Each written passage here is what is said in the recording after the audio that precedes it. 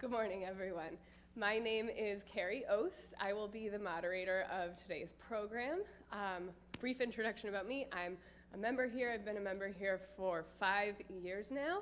I serve on the membership committee here and the community days committee, and my kids love the Humanist Kids program here.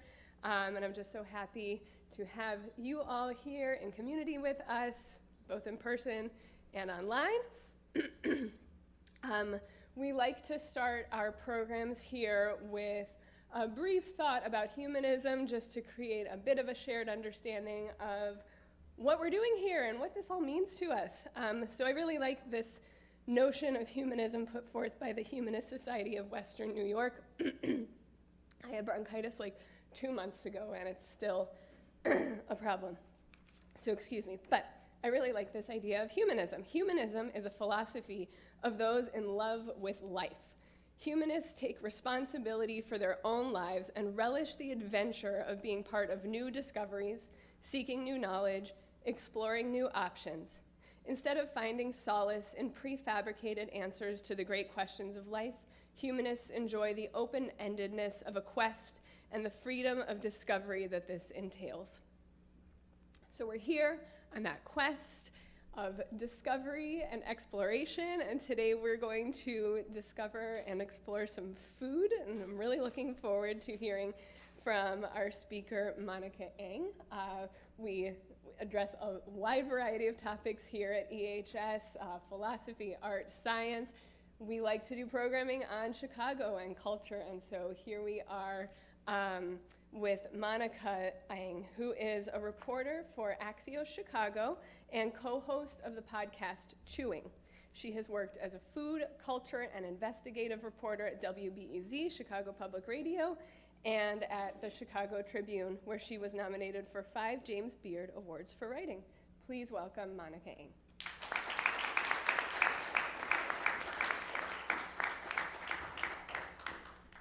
All right, thank you so much, Carrie. Thanks everyone for coming out today. What a gorgeous morning to be here. I was trying to explain to my daughter of what I was doing this morning. I said, we're going to kind of like a church, but we're going to talk about food and culture in Chicago. And she was still in her workout gear. And I said, but this is like a come as you are type of thing. And so thank you for being a sort of a welcoming congregation to give her a good impression of church or gatherings on Sunday morning. Yay. She lives next door to a Unitarian church in Champaign-Urbana, and I said, you should try that out some Sunday morning. Anyway, so this is sort of analogous, unless that's apocryphal to say, sorry. Anyway, so my name is Monica Eng. I've been a reporter in Chicago for 35 years, and this presentation I usually do with my co-author, Dave Hammond, but he is in Mexico City, so I'm doing it solo today, and it's usually a conversation with the audience, especially with Chicagoans. Who here is a longtime Chicagoan? All right. Who here eats food? All right, perfect audience. I'm going to ask you questions about these 30 foods that we came up with that were like real Chicago inventions. We had to find some documentation that they were either perfected or a version of it was developed here. And I've been writing about Chicago food for 35 years. And so a friend of mine said he's a hot dog historian named Bruce Craig. There are such things as hot dog historians. I said, Monica, University of Illinois Press is starting an imprint about Midwestern culture. Why don't you, gather all these stories?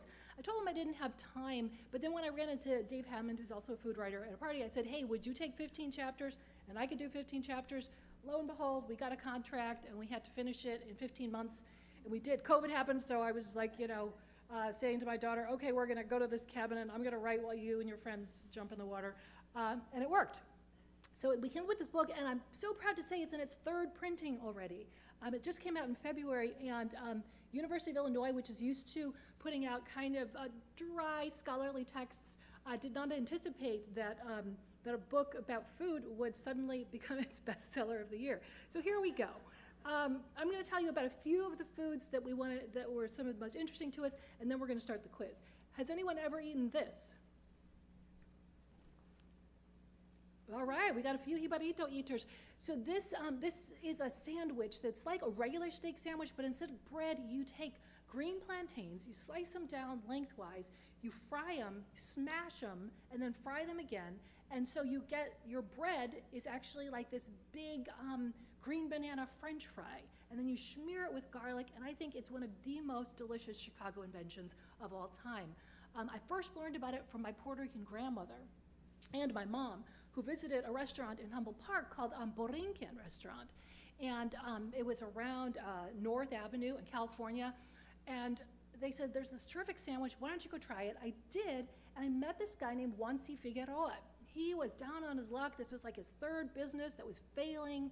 And he said that, you know, his father was like, this is it, I'm not bankrolling any more of your businesses. But he was reading a newspaper called El Vocero from Puerto Rico that had a recipe for something called a sándwich de plátano. And so his dad said, make that sandwich, give it a try. He did, he went in the kitchen, made it for his dad. His dad said, this would be a hit. Serve it at your restaurant. I'm gonna go to Puerto Rico for 2 months because it's winter. When I come back, let's see how it does. Lines around the block. And then he opened up another borinquen, and then he said spies started coming in, trying the sandwich, and then copying it. And so he said he had to start offering a little dish of pigeon peas and rice with it. He said, okay, you want to play like that? I'm offering free arroz con gandules. And then he said he couldn't stop doing it. And so this got so big that there are now restaurants in like 34 states that serve this, as well as it going back to Puerto Rico. Was this something that maybe people ate in Puerto Rico before? Maybe because of this recipe there, but I couldn't find any restaurants that actually served something called a jibarito when I did a story for about this place in the mid-90s for the Chicago Tribune. So unfortunately, Juan forgot to pay his taxes and he lost all of his restaurants, but his sandwich lives on. He said his brother Angel said, you should have copyrighted it. You can't really copyright or patent a recipe, but he felt like he should have gotten some credit for this. So in the book, like all the stories I have in the book, I try to tell you the story of maybe these little known people who came up with something that ended up putting Chicago on the map and making us, you know, this incredible food inspiration. Now, like originally Dominican players and Puerto Rican players, when they'd come in and play the Sox and Cubs, they'd order bags of them to be delivered. If you haven't had it, I would totally recommend it. At the end of each chapter, we tell you 3 really good places to get each of these dishes. So this was the last place that I saw Juan when I kind of did an update on this story for Curious City. I worked at WBEZ for 9 years, and I answered a lot of questions about inventions in Chicago. And he was working for his nephew at the time, and this one I believe is on Belmont, but it's hard to throw a green banana in Chicago without hitting a place that serves the jibarito these days. Anybody speak Spanish or Puerto Rican Spanish and know what a jibarito means? Yep. Like, it's usually, in this case, you know, a man from the country. Yeah, like the The mountains. So Juan said, I named the jibarito because I am a jibaro from the mountains of Ayuya. Anyway, bless him for making it. Okay, anybody ever had one of these? You might have a mother-in-law, but have you ever eaten a mother-in-law? This is like a chili dog and like a Chicago hot dog, but instead of the frank, you put a corn roll tamal. And a lot of people associate the corn roll tamale with either Mississippi or Chicago. Instead of using corn husks, it's wrapped in parchment paper. Has anyone had a corn roll tamale at a hot dog stand? Got a few. I learned why these have become so popular in Chicago, and we explained it in the story through the story of, and anyway, I would recommend that you maybe go to Fat Johnny's. That's the name of the place. I did not say I did not make up that name. But if you go on the south side, they have it at a place called The Hat. Also serves it on North Avenue and Ashland. You know, when you bite into something like this, you're expecting the snap of a Vienna Frank, and it's kind of gushy. So this is not my favorite Chicago invention, but it is a very popular thing you'll only find in Chicago. But has anyone ever had a pizza puff? Okay, does anyone know why a pizza puff is associated with Chicago hot dog stands? Okay, well, you got to go back 100 years to a guy named Elisha Shabazz, who came here technically from Persia as, I believe, an Assyrian Christian. And he came here, and he lived on Maxwell Street, and he took old baby buggies and he turned them into hot dog push carts. And he would rent these push carts along with all of the ingredients necessary for someone to be a push cart vendor, 2 people, and then every month he would collect the dues for them. He got to this guy's house one day, and the guy did not answer his door. It was instead his widow who said, "I'm sorry, my husband has died. I don't have any money to pay you. All I have is this corn roll tamale recipe." So she gave it to Elisha Shabazz. He took it back to his warehouse, and he made the recipe, and it was so popular that he started selling them with the push carts, because you steamed your hot dogs. And what else can you steam? Corn roll tamales. And so hot dogs and corn roll tamales became these things that push cart vendors could sell on the street for 2 cents, 5 cents. And he named his company Il Taco, Illinois Tamale Company. So Il Taco becomes this hot dog supplier when hot dog stands became bricks and mortar buildings. So they're no longer pushing them on the street. You actually had a little stand. You've probably seen some of those stands. There were Susie's. There Ducks is closing now, but there used to be a lot like on Lincoln and Elston. So Elisha's son, Warren, is delivering, the usual deliveries to the hot dog stands, and they say to him in the 60s, we're getting killed by this new thing called the pizzeria. There are pizzerias popping up everywhere. What can we do at a hot dog stand to compete with the pizzeria? Warren said, let me think about this. He goes back to his factory where they have hot dog stuff, and they make the corn roll tamales. He starts messing around with a flour tortilla. He throws some cheese in it, some meat, some sauce, rolls it up, and by this time, hot dog stands now have something called a deep fryer for their French fries, this other new thing. And he says, if I can just get something that can go in that deep fryer and not explode and ruin the oil, I think we have something. So after about a year, he comes up with this basically a flour tortilla. That's still the first ingredient in all pizza puffs that can go in your deep fryer, and you can compete with the pizzeria. Now the #1 seller for the Il Taco Company is pizza puffs. Again, sold all over the country in flavors like gyros flavor, Reuben flavor, ham and cheese flavor. But the #1 is the beef pizza puff. And you'll find throughout this book, another thing I found is all sorts of things that used to be pork are now all beef products once they hit Chicago. That goes for, and you'll be surprised, who knows what they make gyros with in Greece? What is the #1 thing? A lot of people might think lamb, but it's pork. It's pork. It's only pork that they make gyros with, and souvlaki in Greece. But when it came here, it became a beef and lamb product. Pizza puffs, actually the first one they made had pork. It became a pizza product. Sausages, Austrian sausages, they had pork in them. They became in Chicago all beef. And so that's another thing, a legacy of a lot of Jewish American peddlers who started selling a lot of these things. And again, the corn roll tamales, a beef product. All right, so that's how I loved that story because it taught me about both the peddlers and how tamales got involved, and then how pizza puffs, like why they are associated with Chicago hot dog stands. Okay, anybody ever have this? All right, wall of shame. This is a drink that it started, I think it says on there 1924, so I think it's turning 90 next month. There's going to be a big party for Jepson's Malort next month. And this, depending on, your tastes, is either disgusting or a delicious Chicago original. This is made with wormwood. The word Malort means wormwood in Swedish. And Carl Jeppsson started making this in the early part of the 20th century. We had a lot of Swedish communities. Anybody know where the Swedish communities were in Chicago? Andersonville. Southside had one. Wrigleyville. I live at Belmont and Sheffield. I was told that there were 3 Swedish bakeries at Belmont and Sheffield. A lot of Swedish social clubs. Anybody know Metro, the place where you hear music? That started as a Swedish social club and a way to help orphans and widows get some sort of pension if their breadwinner died. But Swedes were all over Chicago. The Holy Rollers went to, anybody know what neighborhood? North Park. And then the drinkers stayed on Clark and Foster. So they always thought, oh, those ones starting seminary over there in the farms in North Park, they don't like to drink. But the ones on Clark and Foster, they did like to drink.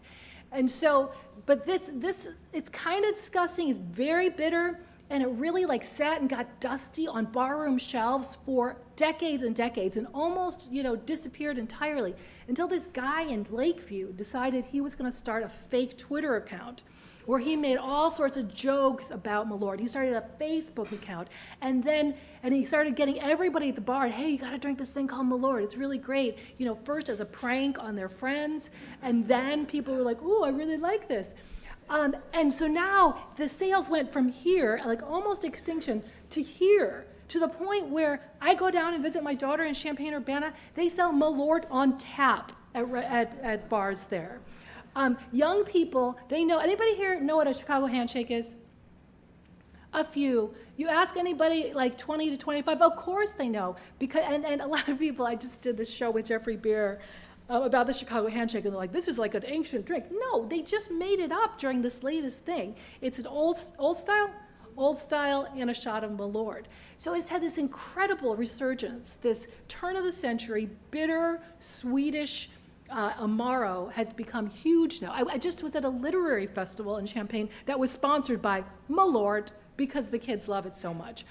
But it's a true Chicago original. I was on WGN, and the host took a picture of my first Malort tasting. And if you go online and look for hashtag Malort, it's everybody who pranks their friends from out of town. Hey, you gotta try this thing, and then shh. So, okay. So does anybody know what happened to a lot of Japanese Americans after the forced internment during World War II?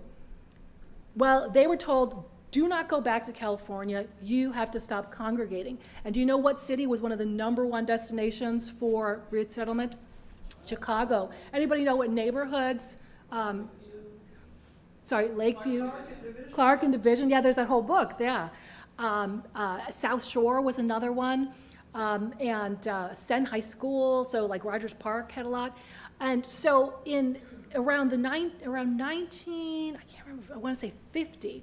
There was a guy, his name was Tom Yamauchi, and he decided, okay, so when you were leaving the camps, you had to sign something that said, I will try to act like an American. I will not, for my own good, I will try not to congregate and be very Japanese. So Tom Yamauchi opened up a restaurant called Hamburger King. And I think, is this a Hamburger King? Yep, so it's Hamburger King.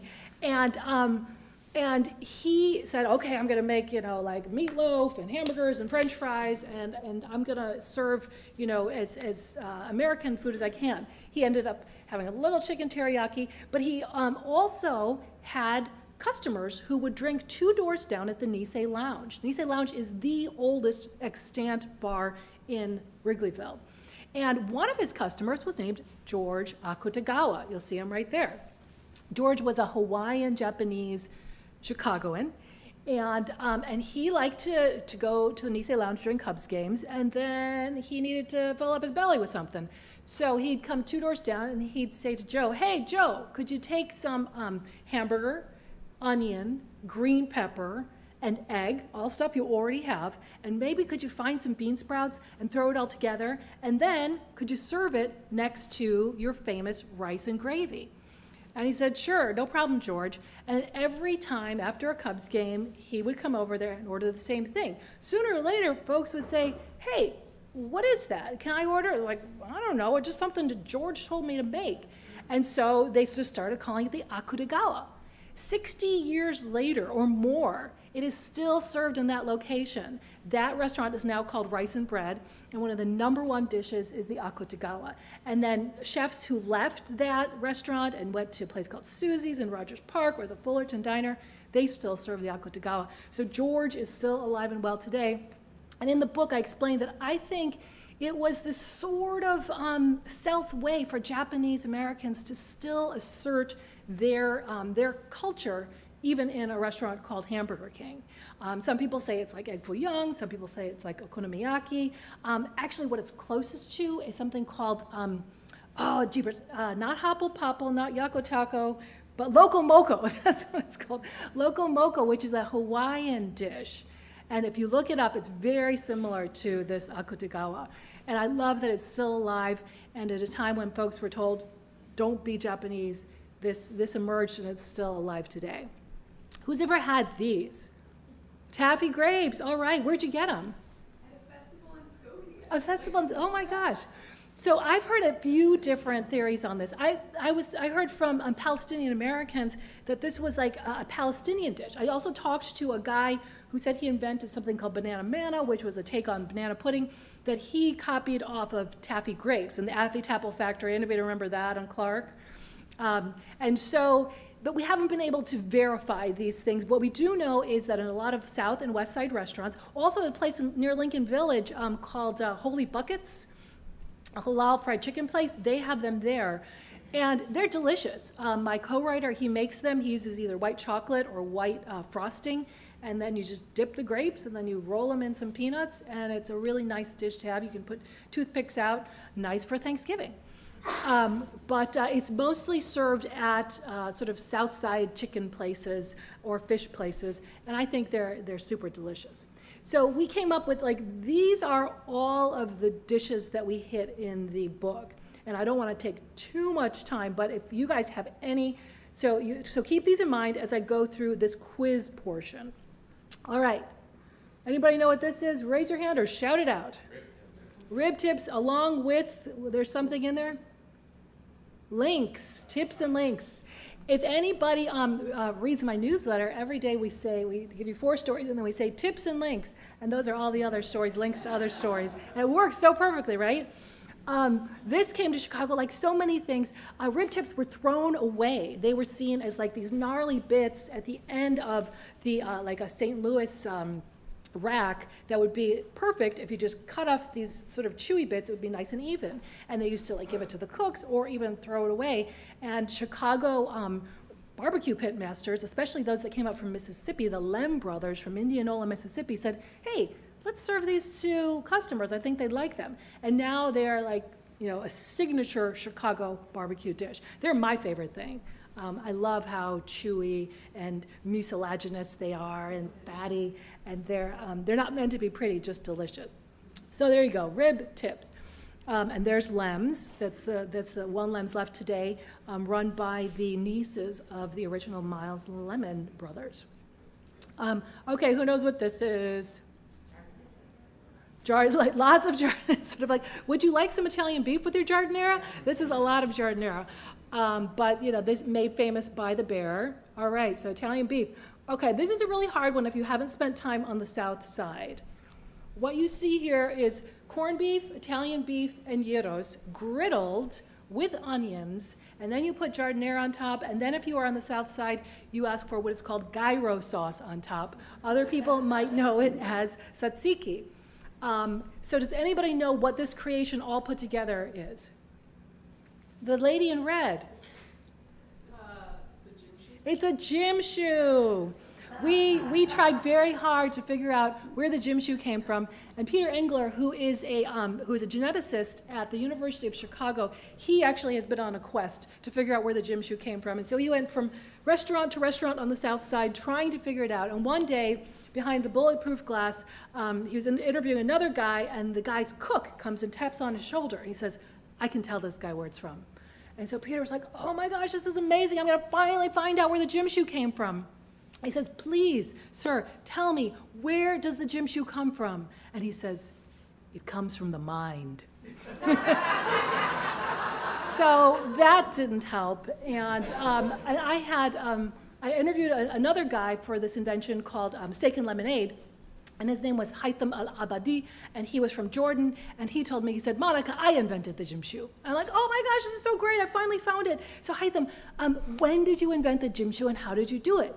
He said, it was at 3 o'clock in the morning. Some guy high on weed comes through my drive-thru, and he says, give me 3 meats, don't care what it's on. He's like, how about I put it on a gym shoe? He said, sure, man, no problem. And he said, and that's how I invented the gym shoe. And I'm like, okay, Haitham, that's so great. Okay, tell me, what year? He's like, 2007. I'm like, oh, it's been on menu since 1985. So I wasn't able to, I was like, hide them, it's a great story. I mean, like, put any 3 meats on a gym shoe and I'll eat it. So, I mean, those were the things we came up with where, we encountered all these people, and, when they told us a story, we just had to, check it out, and it comes from the mind, and a guy high on weed told me to put it on a gym shoe, didn't check out. But we include all these, fun journeys to find out the answer in our book. Okay, who knows what this is? Maxwell Street Polish. Again, you can get it in an all-beef version because this is just how, I track how our fast food culture was Jewish American peddlers, then to a certain extent Greek Americans who took over the fast food business in Chicago. African Americans also did a lot on the South Side as well.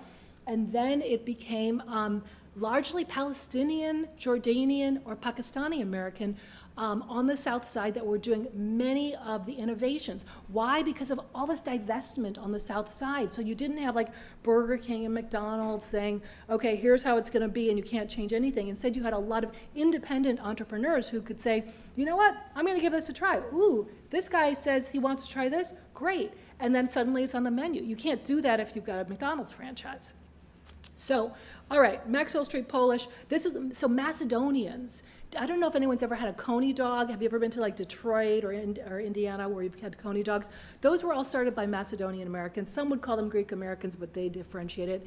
But they also run Jim's Original and Express. Has anyone ever been on Union Street where Jim's Original Express, they operate Maxwell Street stands near UIC, 24 hours a day. Actually, until COVID, it was 24 hours a day, right next to each other, serving identical things. They're two Macedonian cousins who are fighting with each other. It's the Stefanovic family, and then the Christopoulos family.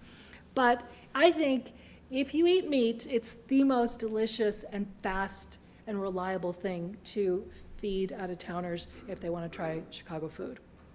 Okay, anybody know what this sauce is on top of this chicken? Mild sauce, that's right. I go through trying to figure out the origin of mild sauce in here. A lot of West Siders say it's a West Side thing. A lot of South Siders say it's a South Side thing. And I find out that the gentleman, Mr. Urquitz, who started Uncle Remus, had the first proprietary blend. And then in the book, I tell his story about how he came here in the second wave of the Great Migration, where a lot of rural folks from the South came up and tried to live on the West Side, but there was such a housing shortage. And he talks about how he had to sleep in movie theaters overnight and then go to his job every morning, and how he was even thrown in jail. He said he was cutting an apple on the street one day, and the police stopped him, and they said, "You've got a weapon." And he said, "Actually, I was glad to be thrown in jail because I had a warm place to sleep. I had a place to sleep that night." And he said ever since then, he knew what it was like to be thrown in jail and to be homeless. And so he made it his business to give lots of people second chances in terms of the people he hired. And I thought that was just sort of a beautiful story of someone who had struggled and said, once I hit it big, I'm giving back. It's also a delicious story. A lot of people think Uncle Remus's mild sauce is the best in the city. I happen to like Harold's a little better. One is a little sweeter, one's a little tangier, but it's if you order any fried food on the South or West Side, you have to be prepared to answer this question. Lemon pepper or mild sauce? The answer is both, please. But it's like that question will come at you fast, and you have to be prepared for it. So that's the story, mild sauce. Who knows what this is called? That's right. We all know it as Chicago Mix, but do not say that because someone in the Twin Cities, a candy company in the Twin Cities, they patented that name, and we are not allowed to call it Chicago Mix anymore. So you'll find places that have to call it Garrett's Mix or whatever. Mom, did you find some at Costco and they called it that mix? Okay. Yeah, that makes sense. But do not call it Chicago Mix. If you leave the country, actually the Garretts in Abu Dhabi or Dubai, they can call it Chicago Mix, but in the United States, you're not allowed to. Who came up with the first blend of this? We're not sure, but we did find that that Gene Siskel wrote about it in the Tribune in the 80s. He's like, oh, I was just down at Garrett's and someone said, try the caramel corn with the cheese corn and put it together, and you'd think it'd be gross, but it's absolutely addictive and delicious. And it is, and if you're typing, do not eat this stuff because your hands get so dirty. Okay, this I was shocked to find out is a Chicago thing. Again, this takes us to an international story of a northern Chinese from Shandong having to deal with droughts and floods and famines. And so they left northern China, they went to Korea. In Korea, one of the only jobs the Chinese could have in that area and have their own business was a restaurant. So a lot of Shandongyis started restaurants in Korea suited for Korean tastes. So they got spicier, they had more cayenne pepper. They had, sort of slightly different flavor profiles. So they brought this dish called gamponggi to Korea, and they started all these Chinese Korean restaurants in Korea. When a lot of them moved to the United States in the 60s through the 90s, not only did Korean Americans move, but ethnically Chinese Koreans moved to specifically Albany Park. And so I don't know if you've ever seen these restaurants called Great Beijing or Peking Mandarin or Great Seas. Those are all ethnically Chinese people who had lived in Korea and operated restaurants there and recreated their restaurants here in Korean communities. It's sort of like if we all moved to Ecuador and we were like really hankering for egg foo young and egg rolls, Chinese American food. Okay, we're going to open up restaurants that are Chinese American food for an American population. So these two guys in the 80s, they operated restaurants on Lawrence Avenue about 5 blocks from each other. And there was a dish called gamponggi, which is garlicky, spicy, a little sweet, but you use a whole chicken. And in the 80s, they're like, oh, okay, we'll recreate this dish. Everyone loves it. But they're like, holy moly, Americans are basically throwing away chicken wings. Chicken wings are delicious. Let's just use this super cheap cut, and we're going to make this dish only with chicken wings. Because, again, we can save a lot of money, and we think they're delicious. So there's a guy at Peking Mandarin who started making them, and people loved them. And then the guy down the street at Great Seas was like, they're selling a lot of chicken wings over there. I think I'm going to make them, but I'm going to make it with a sweeter sauce. I'm going to squish all the meat down to the end. And his became even more famous. Now they both sell them. And can you throw a chicken stick without finding a place that serves spicy chicken wings these days? No, they're all over the country. And I had no idea it started here, largely, again, because of thrift. Now, today, what is the most expensive cut of a chicken, pound for pound? The wing. But back then, it was so cheap, but they're stuck serving them. And so Chicago, Great Seas, they're known. It's kind of barbaric. They have this thing, like how many you can eat. If you can eat more than anybody else has ever eaten in a sitting, you get it free. But I mean, come on. You don't want someone eating 160 wings in one sitting. That's just a little too much. But if you go, you'll see the pictures of people who ate that many. And they're still very, very delicious. Okay, did we invent saganaki in Chicago? No, it just means small pan. What do you think we invented here? We decided, because fire is so safe in Chicago historically, we decided we would light it on fire. And so you talk to servers, they hate it. They do not want anyone ordering this because one server said that one of their colleagues, their hair went on fire. Like they had too much hairspray in their hair. But we love it, and flaming saganaki was invented in Chicago. Again, did we invent gyros? No, that was already in Greece. Some people think Alexander the Great, who told his soldiers to turn their meat using their swords over the fire, might have invented it. But we invented a version that is basically a meat, fat, and spice slurry that you can pour into a cone, pressure cook, fully cook, and then freeze and send out to all parts of the world. So we were the ones who popularized it. One of the gentlemen who helped, and you'll find out that all the biggest gyros companies are here in Chicago, northwest suburbs actually, still today. But when they were first selling it, do you see this? This is at the National Restaurant Show. And they were, it says, try this new European food sensation. Gyros is here. And they would also sell the rotisserie, and they say, gyros, you can turn a profit. So it was cheesy, but it worked, and it allows restaurants all over the country. I remember I was in this tiny town driving through, they're like, honey, you want the gyro omelet? And I'm like, wow, it's because of Chicago that they can say in this small town, do you want the gyro omelet? Because it's everywhere. So I tell the story of how that happened. This is a fancy version of a dish named after a volcano in Italy. Anybody know? Chicken Vesuvio. Were we the first ones to ever put together garlic and lemon and peas and chicken? Probably not, but we gave it a snappy name, and we tell the story of Chicken Vesuvio. Okay, anybody know what this is? Chicago-style hot dog. Who can name all the ingredients? 7 sacred ingredients.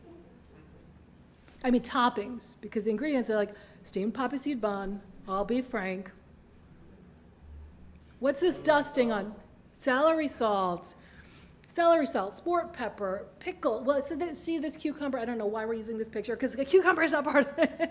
Pickle, tomatoes, onions, bright green relish, and mustard. Yes? Is the cucumber not part of it? Cucumber is not part of the sacred ingredients. I guess you could say because pickle is, but some places do put the cucumber, but it's not in the canon. The canon was established according to food historians. Okay, yeah, funny. I say the canon very seriously because post-World War II is when it seems that the canonical ingredients were finally set. Some people, does anybody remember Flukies?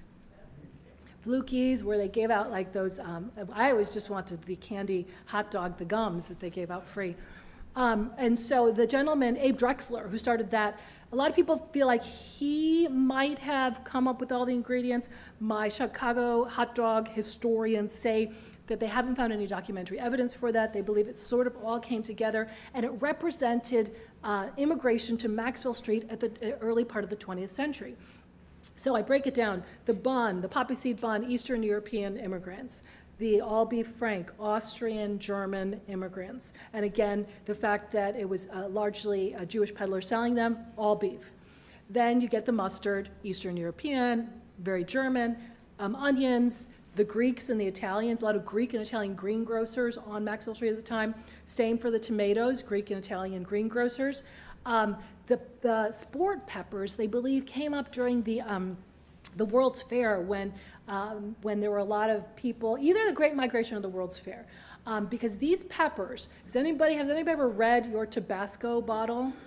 McElhaney Island, they have these very specific peppers, and these are the ones. So these are grown in Louisiana, and so they think it came up either with the Great Migration or with Mexicans who were selling things at the World's Fair. And then finally, celery salt. Does anybody know what neighborhood in Chicago was the center of celery production at the early part of the 20th century? Lakeview. Lakeview was the center of celery production. Why? Because sandy soil. It was near the lake. And so we had sandy soil, and then we had another really important thing to distribute this miracle vegetable, because it was seen as like everybody wanted to eat celery. There were all these celery tonics saying it will cure everything. But what did we have that would allow us to send that celery out to everyone? Railroads. We were the center of the railroads. And so we could grow it in our sandy soil, we could get it out to the masses, but then Kalamazoo, they had good railroads too. They took over as the celery capital, and then it went down to Texas, California, and Florida.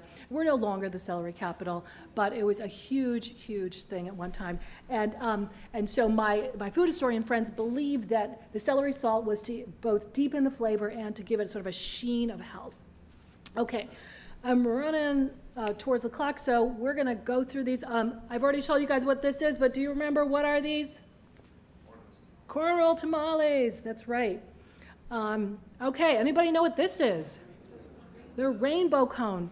I went and I found the granddaughter of the guy who invented this, who was all the way out at like, I wanna say 100, I can't remember, 111th and Western in Beverly I believe 1926. What was out there at the time? Not much, but cemeteries. In 1926, and folks, after they went to the cemeteries, after they went to visit their relatives, they liked to drink. It was very common to open up taverns. That's why on Clark there were a lot of taverns, because we've got Graceland Cemetery, we've got a lot of cemeteries around there. But what couldn't they do in 1926? Drink. So this gentleman, he decided, okay, when the family's coming back from the cemetery, because there are all those cemeteries out there near Beverly and Mount Greenwood, I want to give them a treat that is not illegal.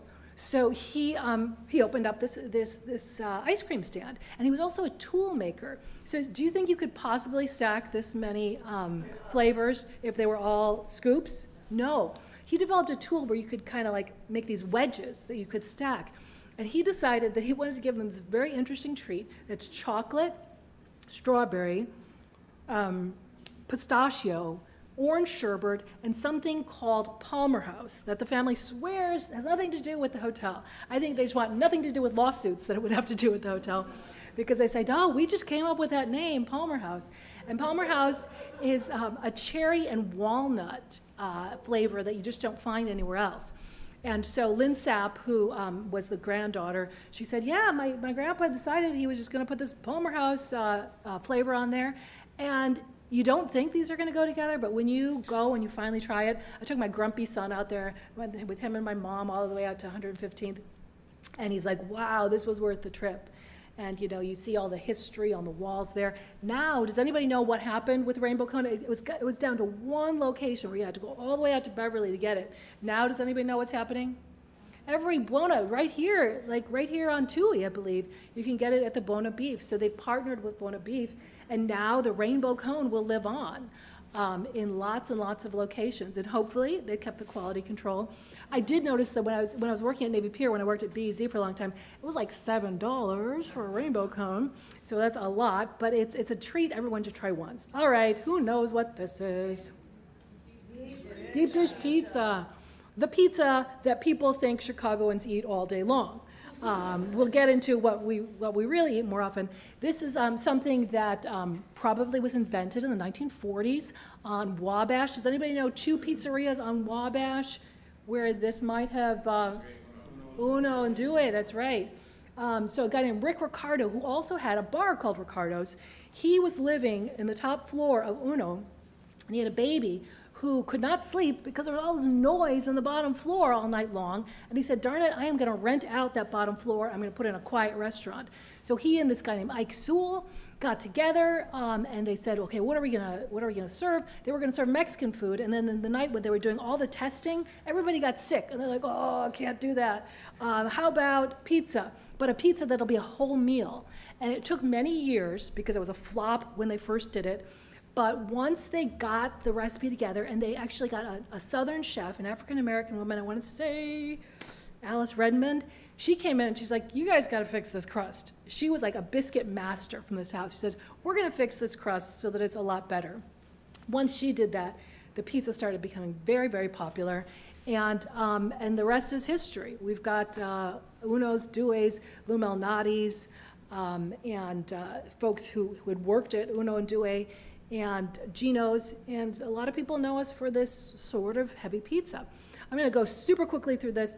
This is a South Side treat. If you guys have been through the South suburbs or the South Side, you might have seen places that serve what's called steak and lemonade.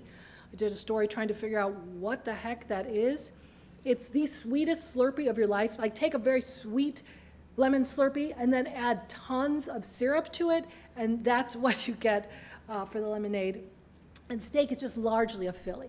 Okay, Chicago-style egg rolls, which are filled with jerk chicken, gyros, steak, barbecue, all sorts of things. You can try that in the Southwest Side. You probably don't know this. There are probably only like 3 places that still serve this. It's called a sweet steak supreme sandwich. Chopped ribeye, jardinera, a really interesting like pepper and pickle relish, tomatoes, and then you dunk the whole thing in mild sauce. If you go to this place called Home of the Hoagie, which is one of the last places that serve it, I was there. I was the 3rd person in line. It still took a full hour from the time I ordered to the time I had it in my hand to get it, and everybody was waiting that long. My co-writer, it took 90 minutes for his to come out. Nobody complained. Nobody. You had a room full of people being like, okay, that's just how long it takes. And they loved it. I find it a little overwhelming. Okay, jardinera, we told the story of that. Okay, so this is tavern-style pizza, or as people who grew up over at tavern-style restaurants, it was just pizza. I remember talking to the woman at Vita's and Nick's. She's like, I'd never even heard of that tavern-style thing until a few years ago. We just called it pizza. It's a very thin pizza, supposedly invented, as you'll see in the book, because after World War II, a lot of gas oven salesmen started going to bars and saying, you can make a lot more money if you serve something salty like pizza. And you don't even need plates or anything, because this is going to be so thin that basically it's a cocktail snack. It's like a saltine with stuff on it. And it got people to buy more food. Okay, anybody know what this is? People to buy more beer. But okay, it's served a lot during Lent. Pepper and egg, all right. And then this is the Big Baby. This is a double cheeseburger served on the south side of places called Nicky's, and you'll find out why there in the lovely book. Anybody know what this garlicky, breadcrumby shrimp dish? Shrimp Dijon, that's right. Shrimp Dijon. Okay, anybody, this could be carpet lining, or it could be their Riccabini's breaded steak sandwich, which, again, when you eat it, it probably could be carpet lining because there's so much sauce in there. I find it a little heavy. This is something that you find at the same places where you get Maxwell Street Polishes. Anybody know what it is? Bone-in pork chop sandwich. Watch out for that bone. Because you could definitely chip a tooth, but they say it gives it more flavor. Now they've got the bone-in pork chop breakfast sandwich at the gyms on Elston. And I'm like, you keep the bone in even for the breakfast sandwich? Okay, this is one that fell to the cutting room floor. Any Southsiders here who know what this cake is? You can get it at Weber's Bakery and a ton of bakeries on the South Side. This is one that we did not make it to. It's the atomic cake. It's like a banana split in a cake. And so that's in our next edition, that's what we'll get. We have a little more time left, and I said I would briefly address, because Thanksgiving is coming. I've done a bunch of stories on how different Chicago cultural traditions manifest themselves during Thanksgiving. In our family, my mom's Puerto Rican Peruvian, so my grandma, she would try to dress our turkey like it was roast pork, because we want everything to taste like roast pork. So it would be garlic and something called adobo and some oregano, and you like roast it until the skin is really nice and crisp. On the Chinese side of the family, we'll often do something called lapchong, which is this sort of dried sausage with sticky rice, and they can stuff your turkey with that. Mexican Americans, they'll make a really nice mole poblano probably, which is sort of a chocolatey one, and serve that with turkey. And if you go to Chinese barbecue restaurants, they'll often do your turkey sort of like Chinese barbecue at Sun Hua or Hong Ki. And so I did a story about how Persians in Chicago will make a pomegranate, really delicious pomegranate sauce that sort of mimics a duck recipe that they would make with a turkey. Or you can stuff it with jollof rice. Anybody know what culture has jollof rice? Actually, West African. So we have a lot of Ghanaians and Nigerians in Chicago, and if you've ever had jollof rice, it's super delicious. It's red with palm oil. It's like a really delicious kind of rice pilaf. So lots of different ways to adapt your Thanksgiving to it. But I have to say that in writing this book, what I was thankful for was that we have so much different food. Like I go to other cities and they don't have as many local food inventions. And I just think it's a wonderful way for Northsiders to get to know the South Side and Southsiders to get to know the North Side, because one of the terrible thing that I discovered in researching this book is we still have very deep, deep cultural segregation where we just don't know each other. There are people in Kentucky who know about steak and lemonade because they have Chicago-style steak and lemonade restaurants there, but on the North Side, we don't know what steak and lemonade is. Same thing with the jibarito on the South Side. They've never heard of it. So I think it's both a challenge and an opportunity for us to say, I want to get to know others in my city. I want to reach out to others in my city, and what better way to do that than through food. So thank you so much for coming today, and we're going to have questions after the break.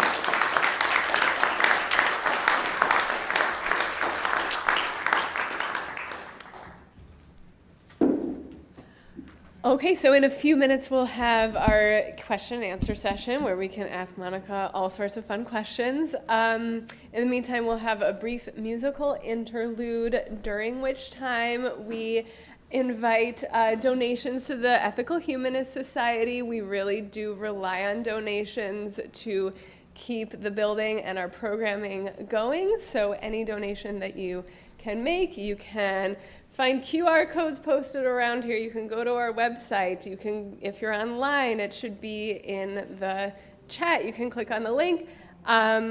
So thank you, we appreciate it, and thanks to everyone who helps sustain the Ethical Humanist Society with your donations of money and time.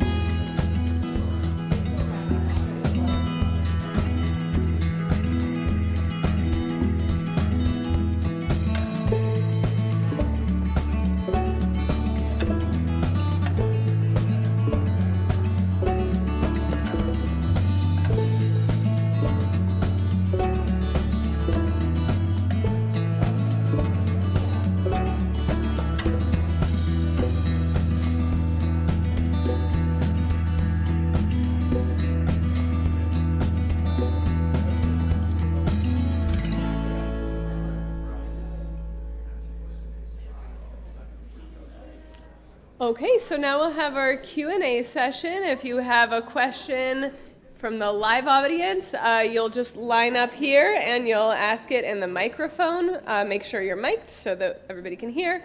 And if you're online, just type it into the chat, and then I will kind of alternate reading some of the online questions and having in-person questions. So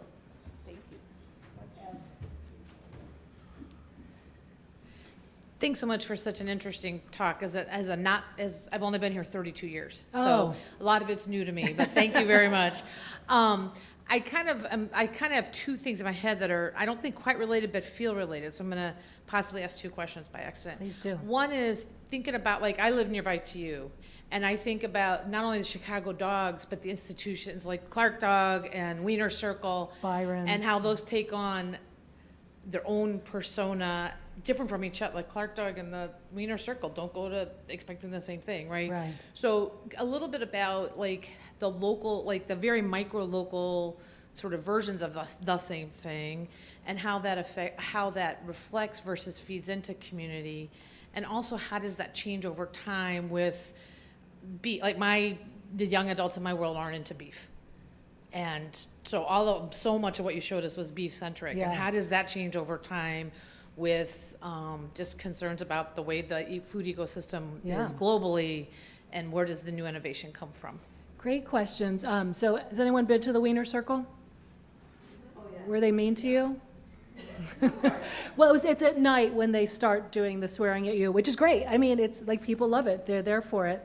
It's a tradition. If you want to go be abused, you go to the Wiener Circle at night, because it's the whole shtick they do. Anyway, look it up on YouTube.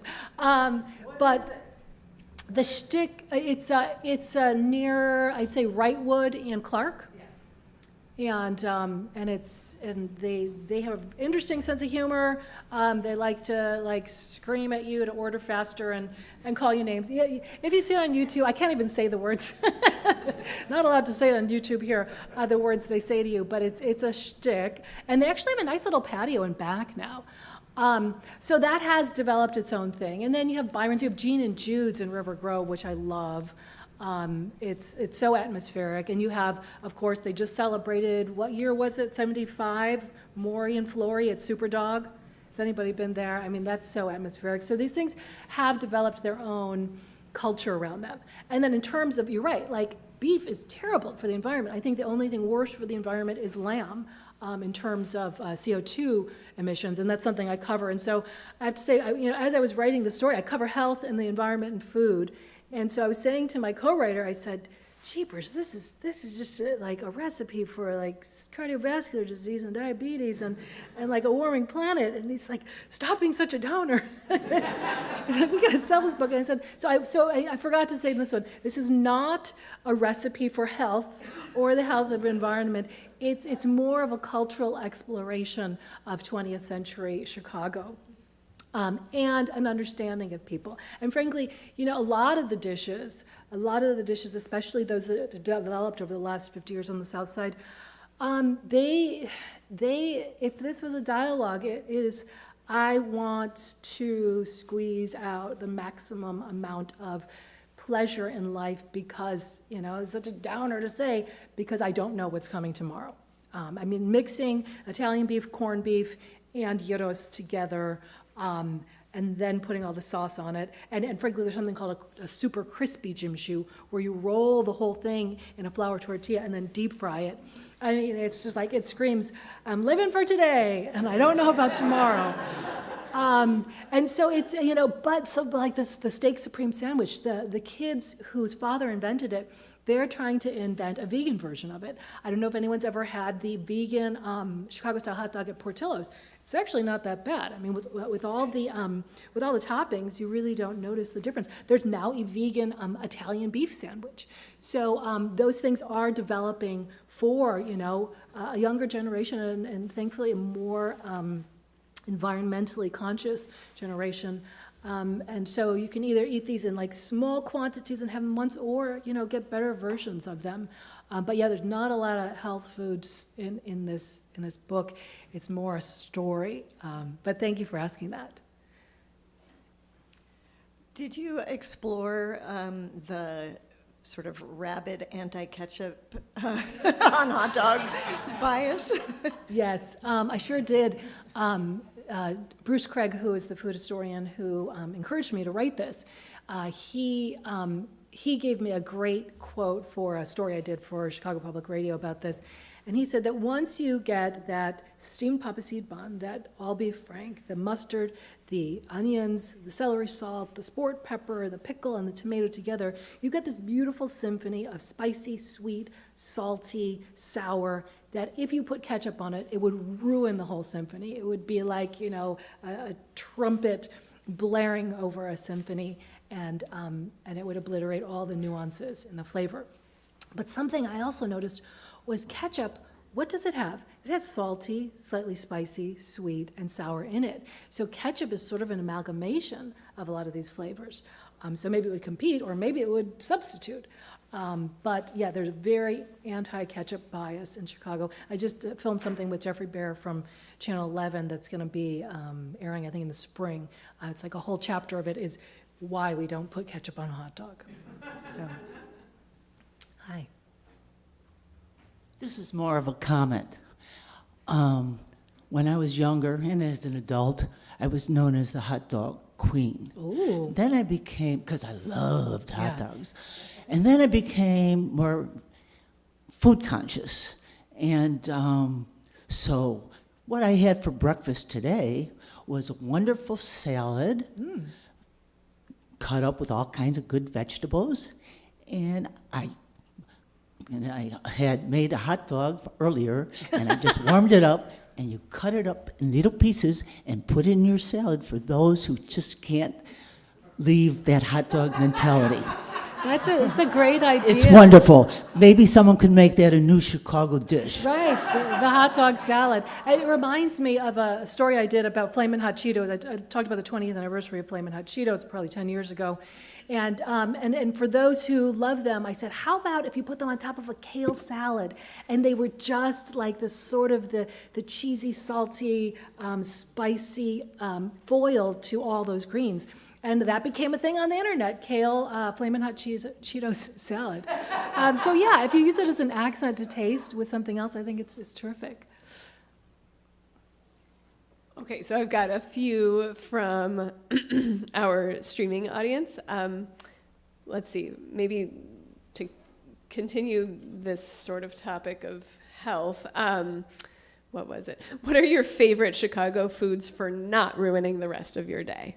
Wow, okay. Well, I guess the Akutagawa can be somewhat light. Now because the restaurant is owned by Korean-American entrepreneurs, it comes with, so you can get brown rice, and then it's basically egg and bean sprouts and vegetables, if you take out the beef, and brown rice and gravy. And then they serve it with kimchi, which is really, I love it. It's a nice accent to it. Probably nothing else. Taffy grapes could be the best other one, yeah, except they've got white chocolate. So yeah, not a health food book for sure. Okay, then here's an interesting one. Thank you for an informative and entertaining presentation. As for the Akutagawa, at the Hamburger King, our dad was Tom Yamauchi. And as often as he made it, I'm not sure he ever tried it himself. So that was just a comment. And I'm sorry for saying Joe Yamauchi, Tom Yamauchi, yeah. Okay. Yeah. And then, we've got a line. Let me do one more. Yeah. Thank you for No, I'm gonna watching select it. You go ahead. Tom's Kids, yeah. Well, Monica, I think I've gained 5 pounds just watching the presentation. So have you received any hate mail from people outside of Chicago who insist the dishes were really made someplace else, or people in Chicago angry at what you left out of the book? Yes, both. So there are folks in, I believe, Detroit who believe Chicken Vesuvio started there. And I said, okay, just show me the documentation.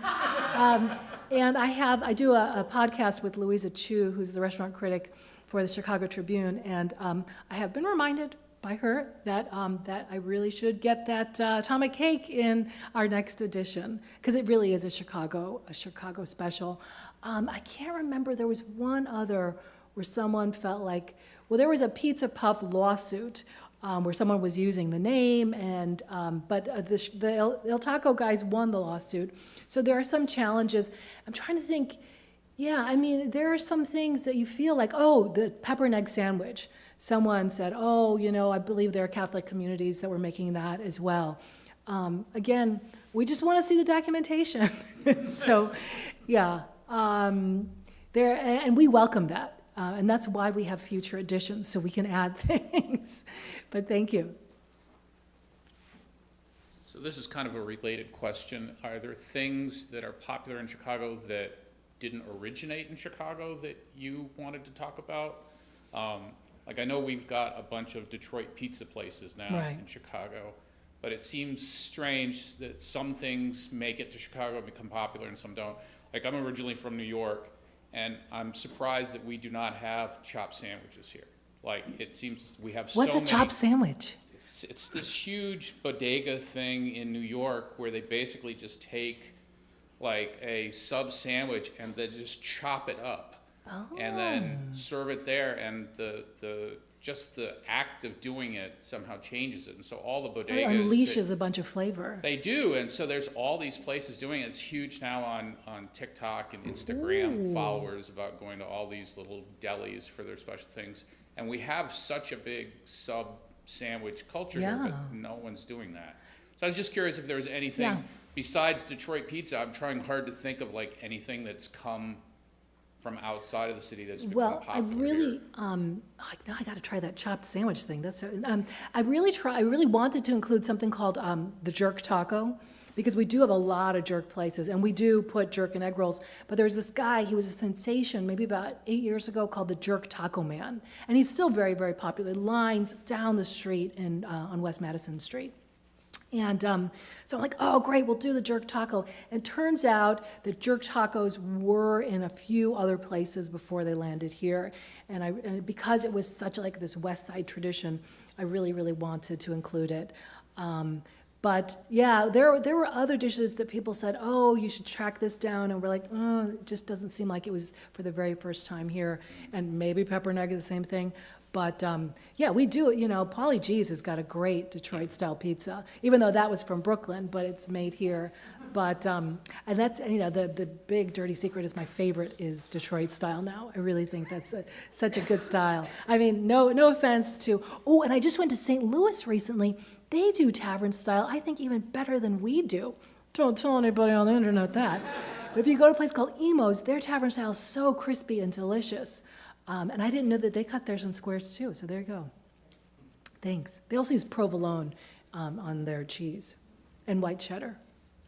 I'm not sure if you were involved in it, but I do want to give a shout out to the Curious City episode about the Jepsons Malort and the guy who popularized it. It was delightful. It was fantastic. I am so sad that I had left Curious City by the time they did it, but it was great. Yeah, it explained that whole thing of like, this was gonna die, and then this jokester. One guy is like, this is funny, let me make it a thing.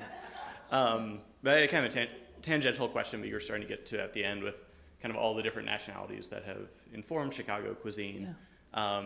And I've started, for the last couple of years, been trying to like hit every country's restaurants in Chicago, nice. And I saw there's a guy on TikTok doing the same thing. Oh. And I was curious if there's much of a history behind that, or any, journalists who have put out books like kind of documenting the different countries' cuisine and how well, it complete changes is. all the time. And when I was at the Sun-Times in the 80s, and then when I was at the Tribune, I tried to do that through a column called The Dumpling Zone. And I remember when in 1996, I started it, and this editor was like, you're not going to be able to come up with dumplings for every culture. And I'm like, oh, let me try. And then I think 3 years later, I finally stopped. But yeah, I mean, we have such a gift of rich cultural food here in Chicago, and I was so glad that my mom loved when I was a teenager. It was like, that place looks interesting. Let's eat there.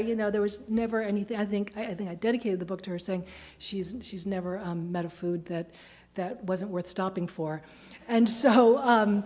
And I was so lucky to grow up in North Park, right near Albany Park, which was the most ethnically diverse neighborhood in America until I believe Jackson Heights took that over in Queens.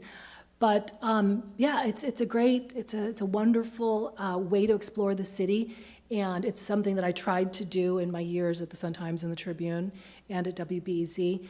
And I just now that I'm at Axios, I'd suggested a story. I said, as world events change the landscape of Chicago, I think we should be looking at, why do all of us know tacos so well and Polish sausage and pierogi so well? Well, those were the waves that came here. Now we're going to get to know arepas. We're going to get to know Venezuelan food well, and we should. We're going to get to know, why can't I remember the word for dumplings in Dari, but Afghan dumplings. Manto, yeah, and the different plovs and pilafs that they bring. And we're going to get to know a new generation of Ukrainian food. Many of us knew sort of older vareniki, but we're going to know what sort of modern Ukrainian food is. And I think it's been Chicago's story for 150 years, and it will continue to be. And I think we can create bonds with the newcomers and enjoy new wonderful things through these new waves. Thanks. Yeah. That deserved applause, but we're not done. We've got a few more minutes. A few specific, food-specific questions from our online viewers. How is the Polish sausage that originated on Maxwell Street different from the kielbasa that originated in Poland?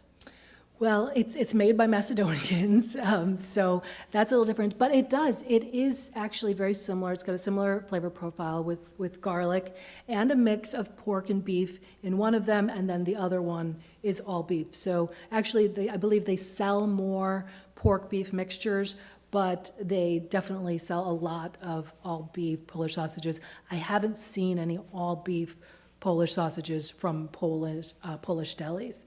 But it's pretty similar, and it's, I know when people come here and I talk to them, it's like, oh, let's go get a Polish. They're like, what?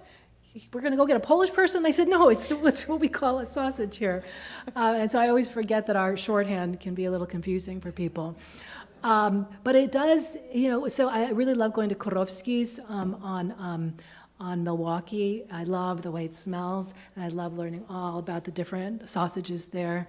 And I believe the Maxwell Street one does taste fairly similar, especially the pork blend one. And another more specific one, I lived in DC and learned to love Ethiopian food. I think Chicago has one of the largest U.S. Ethiopian populations in it. Any revolutions happening in Ethiopian or Sudanese food? Yeah, I mean, Chicago's had, since the 80s, Mama Desta's in Wrigleyville has had Ethiopian food.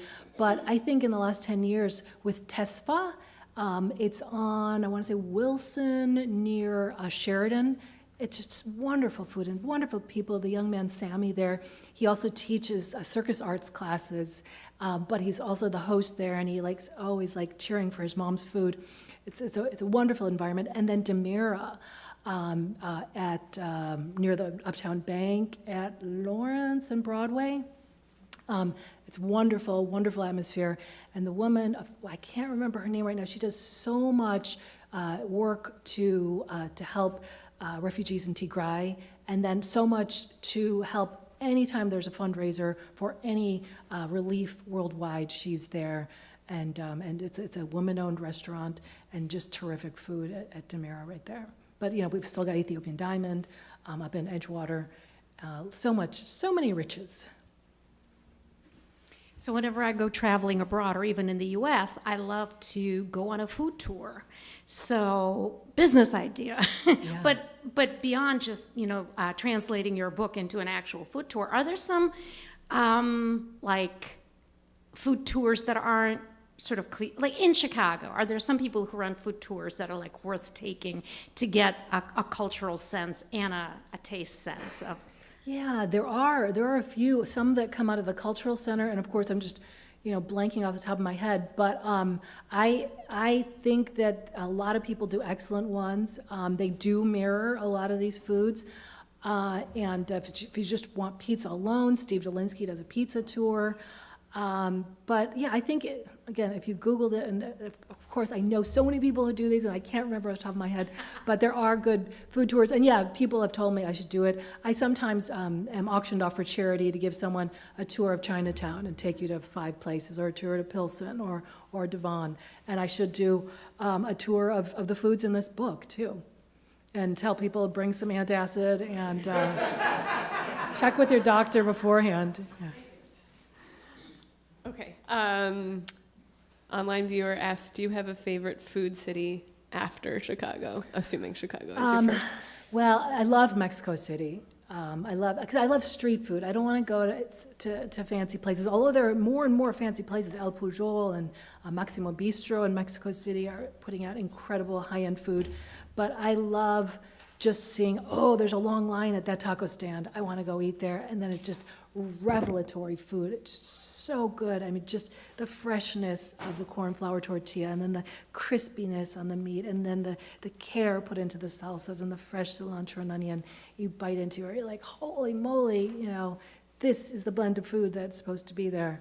And of course, France has got some pretty good food, and Italy, but I love Mexico City so much for the sort of the egalitarian way that, for a few pesos, you've just got this incredible food that should be eaten at this moment because it's at its height. All right. Well, I think that's all. Oh, wait, hold. Can I have one more? Sure, My absolutely. question. What's your least favorite food that you've tried in this line of work? Boy. Least favorite. Well, I didn't like Malort at all the first time I tried it. And someone said, after your third Malort, you're going to love it. And I said, well, I'm never going to have a third. That's crazy. But as we've been touring with this book, I did. And now I do love it. And I'm actually going to write a story. We have something in Axios called Unpopular Opinion, and it's going to be I Love Malort, because I really love bitter foods, and I love amaro. I eat a lot of bitter melon. I grow bitter melon. It's a kind of Chinese, well, Asian melon that's really bitter.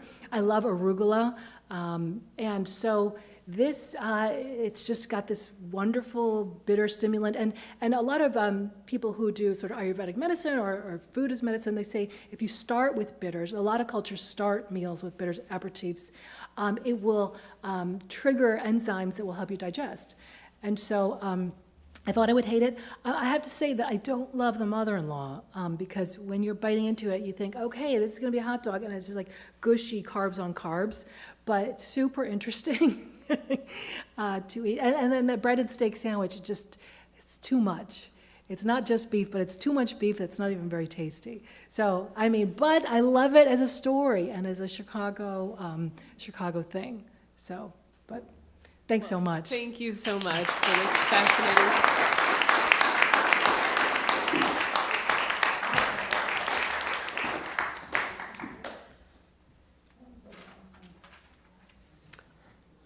Okay, so Monica does have a few of her books here that she can sell. So I claim one, but during the coffee hour, you can learn more. Okay, so now we're gonna do our announcements. There's usually a copy right here. Oh wait, but I have it in my email. But also, I think I can just talk about these things. But I can't see. Here, I'll go to that one. Is that okay? Yeah. Oh, thank you. All right. All right, please join us for coffee hour each week after the Sunday program. This is an opportunity to catch up with old friends and welcome new faces. Any contributions can be brought to the kitchen ahead of the program. Your help in the kitchen is very appreciated. Every once in a while, please see Sue to sign up to volunteer to help in the kitchen. And thank you to Sue for all of her hard work in the kitchen.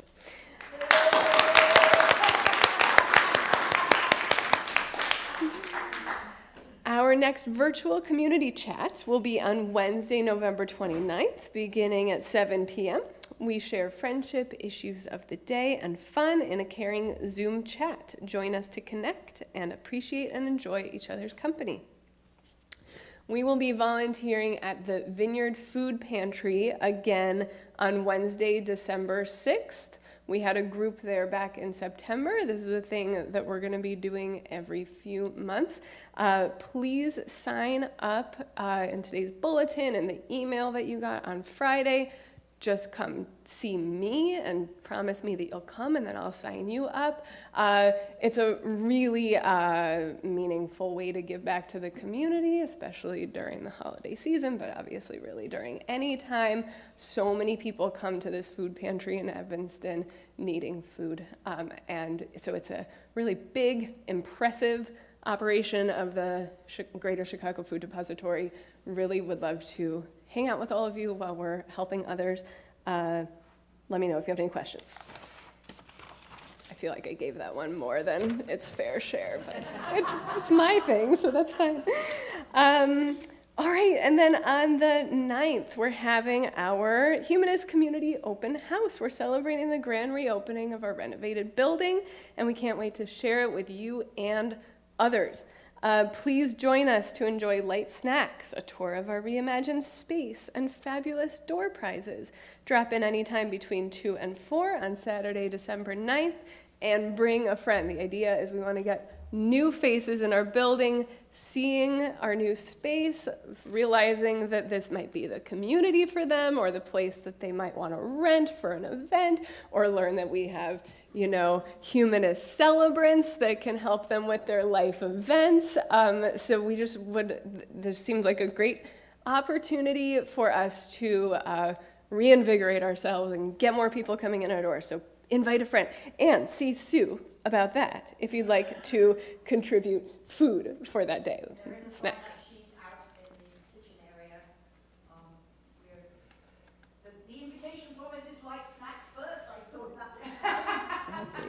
That's how we get people places, is the food. It's so important. So we have to provide.